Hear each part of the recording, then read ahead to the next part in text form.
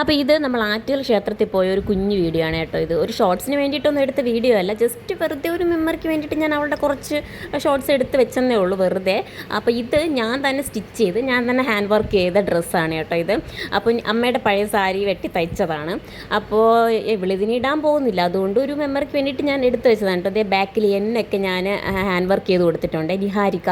അപ്പോൾ അവിടെ കുത്തുന്നു ഇവിടെ കുത്തുന്നു എന്നൊക്കെ പറയുന്നുണ്ട്, അതുകൊണ്ട് അവൾ ഇത് ഇടത്തില്ല. തിരിച്ചു വരുന്നവരെ ഞങ്ങൾ പത്മനാഭസ്വാമി ക്ഷേത്രത്തിൽ കയറി. അവിടെ എന്തോ നടക്കുന്നുണ്ട് കേട്ടോ. അപ്പോൾ ഞങ്ങൾ അവിടെയൊക്കെ കയറി ജസ്റ്റ് ഒന്ന് പുറത്ത് നിന്ന്, അകത്ത് തൊഴാനൊന്നുമല്ല കയറിയത്, വെറുതെ കയറി അവിടെയൊക്കെ നിന്ന് കണ്ടു. ഭയങ്കര വെയിലായിരുന്നു കേട്ടോ, അതുകൊണ്ട് അധികം സമയം നിന്നില്ല.